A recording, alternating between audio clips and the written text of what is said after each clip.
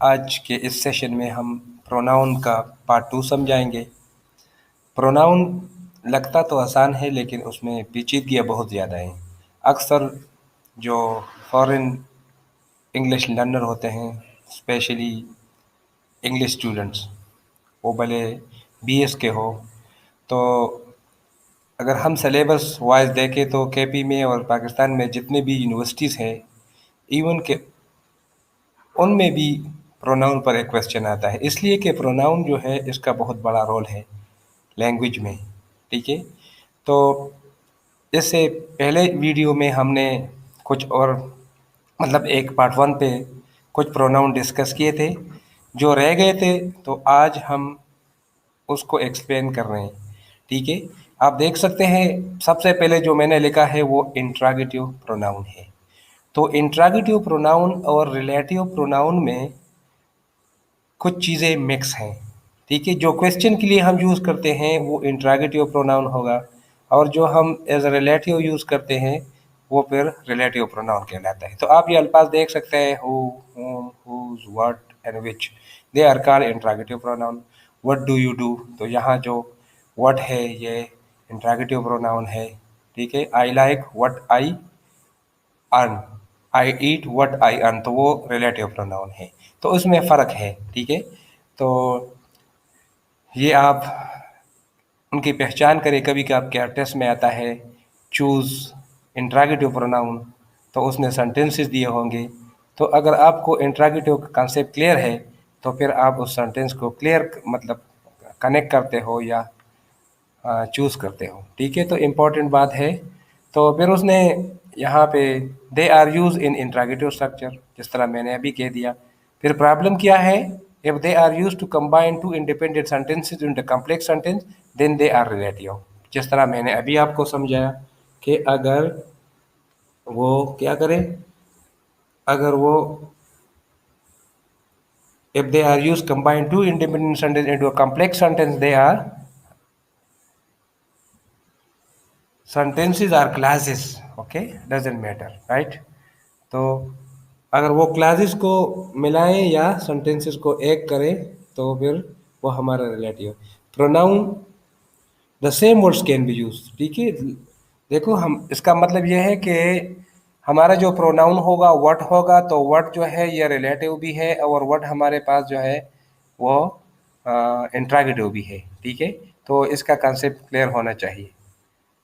फिर उसमें जो हु है वो सिंगुलर के लिए भी यूज़ होता है और प्लूरल के भी यूज़ होता है।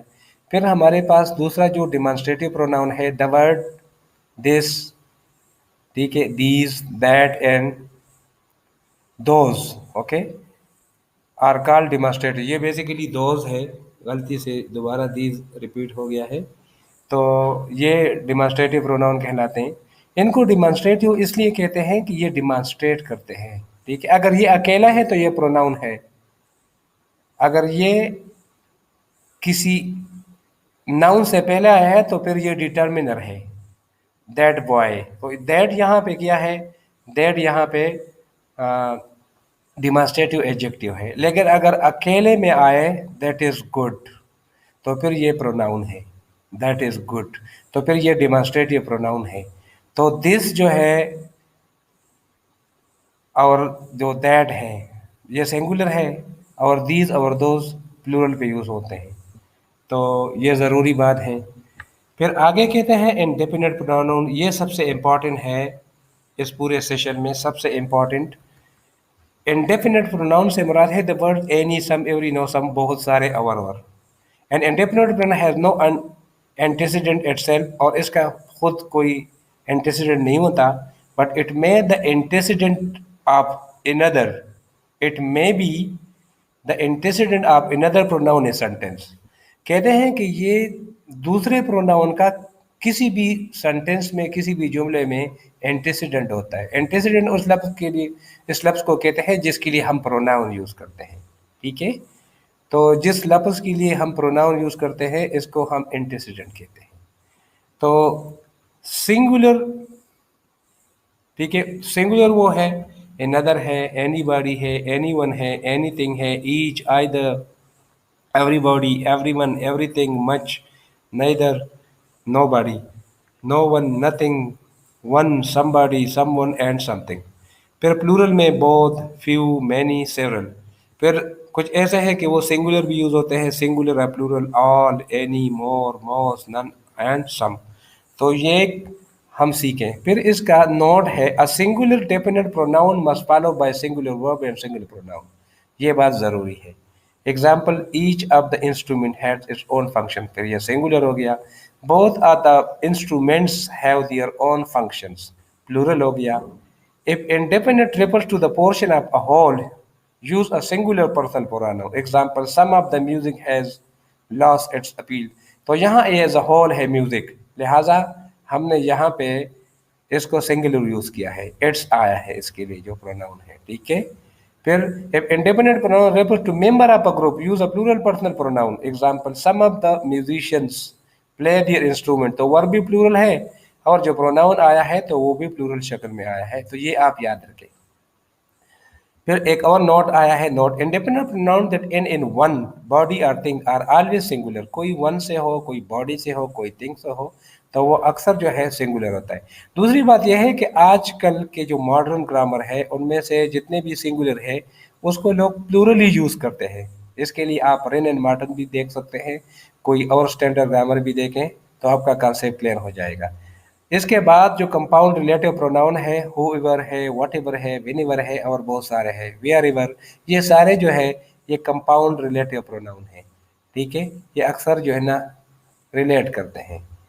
फिर नेक्स्ट वन क्या है, डिस्ट्रीब्यूटिव प्रोनाउन। ये है each, either, neither are distributive pronoun, they refer to person or thing one at a time, इसलिए इसको डिस्ट्रीब्यूटिव के कहते हैं। इसके ये ग्रुप में से लोगों को तकसीम करते हैं। सपोज हम कहते हैं आइदर, ईच, तो वो वन बाई वन की तरफ, ठीक है। Each is use to refer to every one of number of person or thing taken singly. इसको हम यानी वाहिद जो है ना लेते हैं, एक एक एक एक एक एक। फिर either and neither refer to the one और अदर ऑफ द टू, कि वो एक को या दूसरे को, इसका कंसेप्ट होता है कि आप आए या ये आए, या वो आए या ना आए। फिर रेसिप्रोकल प्रोनाउन जो है, they are one in other and each other. One in other refer to more than two and each other refer to two person or thing. One in other अगर हम कहते हैं कि the people love one in other तो ठीक है। अगर दो बंदे हैं तो फिर इसके अली एंड अजर लाइक ईच अदर, तो फिर ये उस हालत में ये सही है। तो जो प्रोनाउंस होते हैं बेसिकली प्रोनाउन मीनिंगलेस वर्ड हैं, वो नाउन की जगह हम इस्तेमाल करते हैं। उनमें से पेचीदगियाँ हैं, उनका अपना ऑर्डर है, वो हमने पहले वीडियो पे किया था। और उसमें से ऑब्जेक्टिव, सब्जेक्टिव या नॉमिनेटिव और ये इसी तरह जो है ना केसेस भी हैं, बहुत सारे उसके अंदर पेचीदगियाँ हैं, न्यूट्रल है और भी हैं। तो ये एक पेचीदा चैप्टर है, लेकिन मुझे उम्मीद है कि ये जो हमने थोड़ी बहुत मेहनत की, तो अगर इसको शुरू से लेकर आखिर तक ये लेक्चर देखा जाए और इस पर गौर किया जाए, तो प्रोनाउन का जो चैप्टर है अंग्रेज़ी में, तो उसको समझना आसान होगा। और जब भी हम इस्तेमाल करना चाहे तो गलत की बजाय इंशाअल्लाह हम सही इसका इस्तेमाल करेंगे।